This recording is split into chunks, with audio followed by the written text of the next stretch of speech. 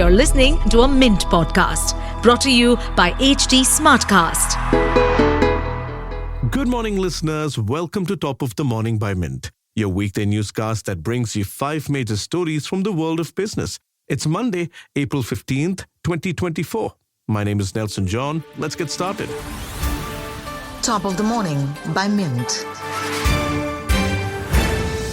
There's a reason why central banks and prominent investors take notice when the price of gold moves significantly in either direction. Its track record as the flag bearer of wealth stretches for over 5,000 years.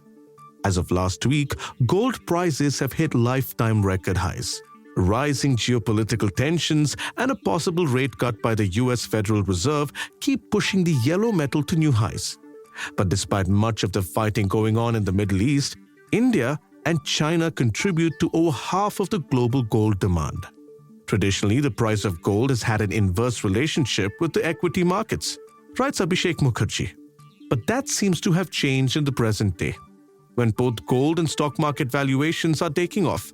Abhishek spoke to market experts and analysts who point towards an increase in the volume of trading across the board. This, combined with most central banks around the world stocking up on gold, has led to a parallel surge. Will this trend continue? Experts, as always, ask you to exercise immense caution. While geopolitical tensions have been high over the last few years, we haven't seen many direct attacks across borders. That changed on Saturday when Iran launched missiles at Israel. This was in response to a bombing of Iran's consulate in Damascus, Syria, ostensibly by Israeli forces.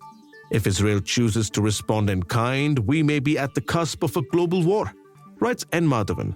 Immediately, oil prices are likely to be affected. The cost of a barrel of oil had already crossed $90 last week, a 6-month high. An all-out war will cause huge disruption in oil, gas, and logistical supply chains. This is especially bad news for India, where inflation is just about cooling and industrial production is ramping up. The Tata Group has a reputation of never firing any employee unless they're found guilty of sharing sensitive information or indulging in corruption. This is even more impressive when you consider the sheer volume of people they hire every year. But that is now changing. Take the group's crown jewel, TCS, Tata Consultancy Services. They aren't rushing in to fill the roles that have turned vacant after people leave the IT giant. This resulted in TCS having a lower headcount at the end of the financial year 2024 than when it started. Report Jaspartia, Varun Sood, and Devina Sengupta. This was a first since the company listed on the public markets 20 years ago. Historically, TCS's headcount and its revenue had a proportional relationship. Revenue would grow with headcount and lower with more headcounts. Some industry executives are of the view that as artificial intelligence becomes more useful in replacing roles. However, TCS has brushed aside any concerns of AI replacing human roles at the company. When most companies announce that they have introduced AI into their workflow, it usually means that they have integrated a version of AI already available in the market and customized it slightly. That isn't true for Navi, the financial services company founded by Sachin Bansal.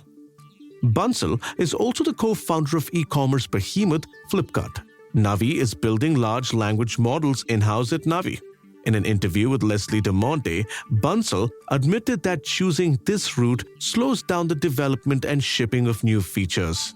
It allows the company unmatched flexibility. In his endeavor to create a more customer-friendly banking and financial experiment, Bansal said these steps would help simplify the process that currently ails millions of people trying to access their own funds right now. Next steps: directing bots to drive sales, which would allow someone to take a loan simply via a WhatsApp conversation.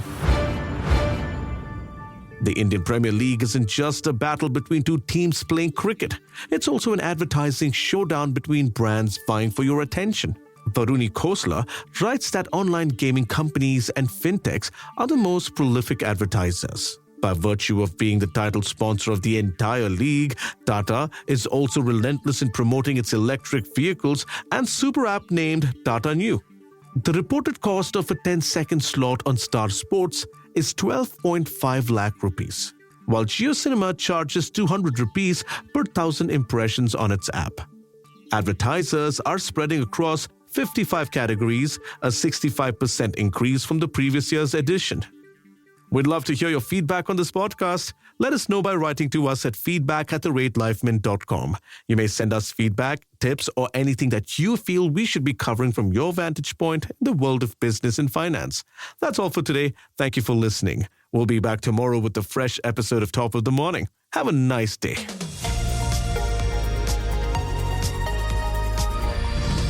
That's all for today. Thank you for listening. We'll be back next week with a fresh episode of Top of the Morning. Have a nice day. Top of the Morning by Mint.